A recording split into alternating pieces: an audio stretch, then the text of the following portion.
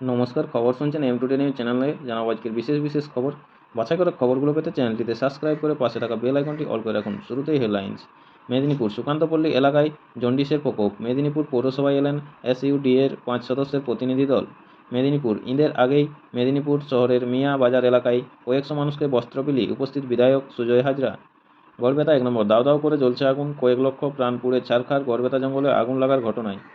West Bengal, আজকে অক্সফোর্ডে যা করলেন স্টোর, প্রতিক্রিয়া সামলাতে পারবেন তো কমরেডস। সাঁকড়ায় নেহড়ে নিয়ন্ত্রণ হারিয়ে গাছে ধাক্কা মেরে গুরুতর আহত এক বাইক আরোহী, চিকিৎসাধীন কুলটিকরি প্রাথমিক স্বাস্থ্যকেন্দ্রে। ঝাড়গ্রাম জেলা আইনি পরিষেবা কর্তৃপক্ষের হস্তক্ষেপে ব্যাংক থেকে বকেয়া সুদ পেলেন দিবাকর। বিনপুর 1 নম্বর, মাথায় গাছের ডাল পড়ে বড় ঝরিয়ামুড়া এলাকায় মৃত্যু হল এক ব্যক্তির। ঝাড়গ্রামে উদ্ধার বোবা কালা ব্যক্তিকে নিয়ে হইচই। খবর পেয়ে ঘটনাস্থলে পৌঁছান ঝাড়গ্রাম পুরসভার 18 নম্বর ওয়ার্ডের কাউন্সিলর।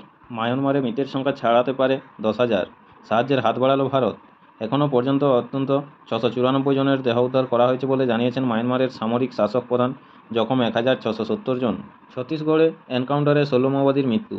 বাক স্বাধীনতায় লাগাম দেওয়া যায় না, দেশের গণতান্ত্রিক পরিস্থিতি নিয়ে উদ্বিগ্ন সুপ্রিম কোর্টের কড়া বার্তা। নেপালে গ্রেপ্তার শতাধিক রাজতন্ত্রপন্থী বিক্ষোভকারী। নাগরাকাটার চা বাগানে ফের ধরা পড়ল চিতাবাঘ। কাটোয়া স্টেশনে যাত্রীদের অবরোধ। পালসা এলাকায় একটি মাঠে মহিলার গলাকাটা দেহ উদ্ধার। বিপুল গাঁজাসহ কলকাতার বাবুঘাট থেকে আটক 4। সূর্যের তেজে পুড়ছে কলকাতা। জানুন আজকের আবহাওয়ার আপডেট। জানতে আমাদের খবরটি শেষ পর্যন্ত শুনুন। দুর্লভ যোগে আজ শনির দশা মুক্তি। 30 বছর পর অবস্থান বদল, নববর্ষ পর্যন্ত সতর্ক। হার্দিক ফেয়ার স্বস্তিতে মুম্বাই ইন্ডিয়ান্স। সিঁড়ি দিয়ে 32 তলা থেকে নামছি, গা ঘেঁষে ভেঙে পড়েছে দেওয়াল। লন্ডনে হালকা মেজাজে মমতা ফিরছেন আজ। আরজি করে গণধর্ষণ হয়নি, হাইকোর্টে জানালো সিবিআই। নেতাজি দুর্গাপুজোর শতবর্ষের ধূলিসাৎ বাঙালির প্রিয় মান্দালয়। মাহির ডেরায় বাজিমাত কোহলিদের। আপনারা খবর শুনছেন টুডে নিউজ চ্যানেল থেকে। এতক্ষণ শুনলেন আজকের শিরোনাম, আসবো বিস্তারিত খবরে। নেপিদ 7.7 মাত্রায় ভূমিকম্প ও একের পর এক আফটার শকে তছনছ মায়ানমার। জোর কদমে চলছে উদ্ধার কাজ, তবে পরিকাঠামোগত অপ্রতুলতার কারণে প্রবল সমস্যার মুখে পড়তে হচ্ছে উদ্ধারকারী দলের সদস্যদের। কার্যত খালি হাতে ধ্বংসস্তূপ সরিয়ে আটকে পড়া লোকজনকে বের করে আনার আপ্রাণ চেষ্টা চালিয়ে যাচ্ছেন তারা।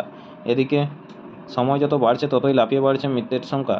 এখনও পর্যন্ত অন্তত 694 জনের দেহ উদ্ধার করা হয়েছে বলে জানিয়েছেন মায়ানমারের সামরিক শাসক প্রধান। জখম 1670 জন। যদিও মৃতের সংখ্যা 10,000 ছাড়িয়ে যেতে পারে বলে আশঙ্কা প্রকাশ করেছে মার্কিন সংস্থা। এই বিপদের দিনে পড়শি দেশের পাশে দাঁড়িয়েছে ভারত। ভূমিকম্প বিধ্বস্ত এলাকায় 15 টন ত্রাণ সামগ্রী পাঠানো হয়েছে। এর মধ্যে রয়েছে তাম্বু, স্লিপিং ব্যাগ, কম্বল, ready to eat meal, water purifier machine, hygiene kit, solar lamp, generator set এবং প্রয়োজনীয় ওষুধ। ভয়াবহ ভূমিকম্পে বিপর্যস্ত থাইল্যান্ডও দেশে জাতীয় জরুরি অবস্থা ঘোষণা করা হয়েছে।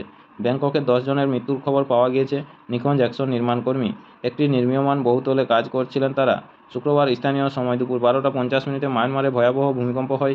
রিক্টার স্কেলে কম্পনের তীব্রতা ছিল 7.7 মাত্রায়। উৎসস্থল মায়ানমারের দ্বিতীয় বৃহত্তম শহর মান্দালয়ের কাছে।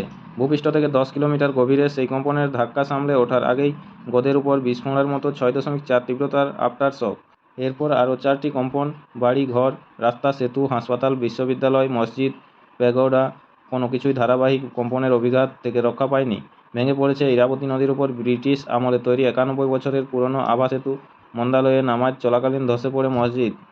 বিচারপতির বাংলো থেকে বিপুল টাকা উদ্ধার, আর এ নিয়ে সোমবার সংসদ গরম। কক্ষের বাইরে এবং ভিতরে সরব বিরোধীরা। পাল্টা বিরোধীদের জবাব দিয়েছে বিজেপি। শাসক বিরোধী দুই পক্ষের সঙ্গে বৈঠক রাজ্যসভা চেয়ারম্যান জগদীপ ধনখড়ের। আপনাদের সকলকেই বলা হচ্ছে, যারা নিয়মিত গুরুত্বপূর্ণ খবরগুলো শুনতে চান আমাদের চ্যানেলটি সাবস্ক্রাইব করে রাখুন। ফিরে আসবো খবরে। ছত্তিশগড়ে মাওবাদী বিরুদ্ধে অভিযানে বড়সড় সাফল্য নিরাপত্তা বাহিনী।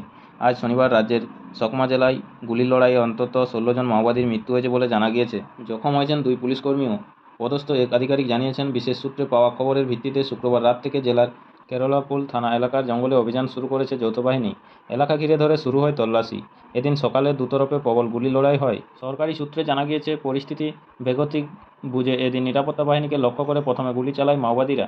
পাল্টা জবাব দেন জওয়ানরাও। বেশ কিছুক্ষণ দুতরফের মধ্যে গুলির লড়াই চলে। এক আধিকারিক জানিয়েছেন, ডিস্ট্রিক্ট রিজার্ভ ফোর্সের ডিআরএফ সদস্যের সঙ্গে নিয়ে এই অভিযানে নেমেছে সিআরপিএফ। ঘটনাস্থল থেকে এখনও পর্যন্ত 16 জন মাওবাদীর দেহ উদ্ধার করা হয়েছে। জারি আছে তল্লাশি অভিযান। এদিনের অভিযানে জখম হয়েছেন 2 পুলিশকর্মীও। তাদের আঘাত গুরুতর নয় বলে প্রাথমিকভাবে জানা গিয়েছে। দেখে নেব আজকের শহরের আবহাওয়ার হালচাল কী রয়েছে।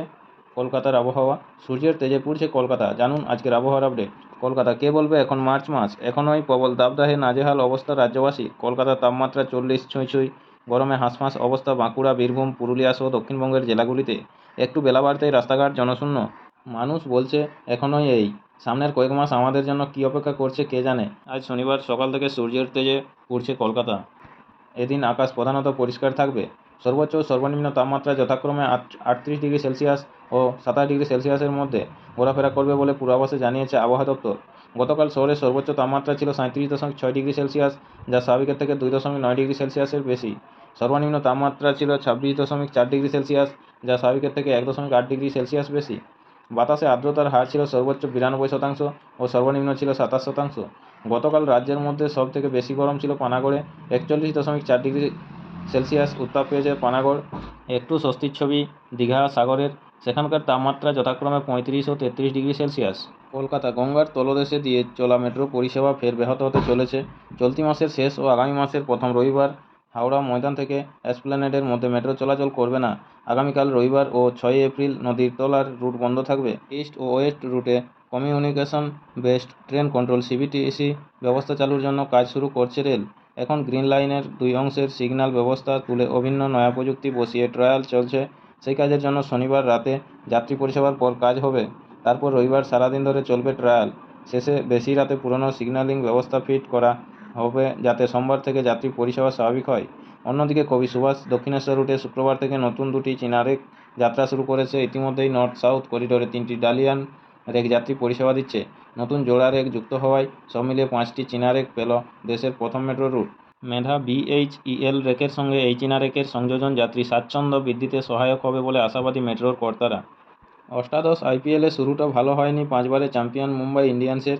প্রথম ম্যাচেই চেন্নাই সুপার কিংসের কাছে হারতে হয়েছে হার্দিকদের। সবকিছু দেখে বেশ উদ্বিগ্ন ফ্র্যাঞ্চাইজি মালিক।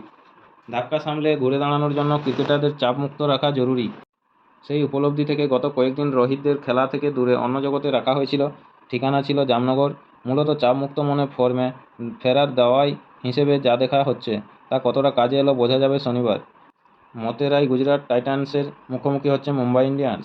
গত ম্যাচে ঘরের মাঠে পাঞ্জাব কিংসের কাছে বস মানতে হয়েছিল গুজরাটকেও। সেই ধাক্কা সামলে জয়ের খোঁজে শুভমান গিল, সাই সুদর্শনরা। প্রথম ম্যাচের নিরীক্ষে মুম্বাইয়ের চেয়ে গুজরাটের ব্যাটিংয়ে অনেক বেশি জমাট লেগেছে। সুদর্শন, গিল, জস বাটলার, শেরফানে, রাদারফোর্ড ঝড় তুলতে পারেন। মিডল অর্ডারে আছেন শাহরুখ খান, রাহুল তেওয়াটিয়ার মতো পরিচিত মুখ। গুজরাটের বোলিংও বেশ শক্তিশালী। স্পিনার রশিদ খান কঠিন পরীক্ষায় ফেলবেন মুম্বাইয়ের ব্যাটারদের। পেস বোলিংয়ে মোহাম্মদ সিরাজ, প্রসিদ্ধ কৃষ্ণার সঙ্গী হতে পারেন কাগিসো রাবাডা। গত কয়েক বছর ধরেই ধুঁকছে মুম্বাই। অতীতের সাফল্য আঁকড়ে বেঁচে রয়েছে তারা। আসলে রোহিত শর্মার ফর্মে না থাকা মুম্বাইয়ের ব্যাটিংকে অনেক বেশি দুর্বল করছে অনামি রিকেলটন কিংবা উইল জ্যাকসও। সূর্যকুমার যাদব ও তিলক বর্মাকে তাই নিয়ে হবে বাড়তি দায়িত্ব। সাসপেনশনের কারণে গত ম্যাচে খেলেননি ক্যাপ্টেন হার্দিক পান্ডিয়া। তার পরিবর্তে নেতৃত্ব দিয়েছিলেন সূর্যকুমার যাদব। গুজরাটের বিরুদ্ধে খেলবেন হার্দিক। তার অলরাউন্ড পারফরম্যান্স ম্যাচে ফারাক গড়ে দিতে পারে মুম্বাইয়ের বোলিংয়ে।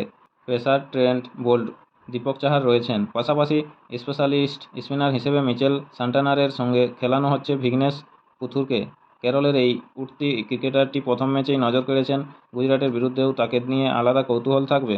নাগরাকাটার চা বাগানে ফের ধরা পড়ল চিতাবাঘ। ফের নাগরাকাটা ব্লকের কাঁঠালধরা চা বাগানে বন দপ্তরে পেতে রাখা খাঁচায় ধরা পড়ল চিতাবাঘ। সেটিকে উদ্ধার করে নিয়ে গিয়েছেন বনকর্মীরা। গত বৃহস্পতিবার এই চা বাগানেরই অন্য এলাকায় আরও একটি চিতাবাঘ ধরা পড়েছিল। নমস্কার, এখনকার স্থানীয় সংবাদটি এই পর্যন্তই। পরের সংবাদটি পেতে চ্যানেলটিতে সাবস্ক্রাইব করে পাশে থাকা বেল আইকনটি অল করে রাখুন। সবাই ভালো থাকুন, সুস্থ থাকুন। দেখা হচ্ছে পরের আপডেট খবরে। ধন্যবাদ।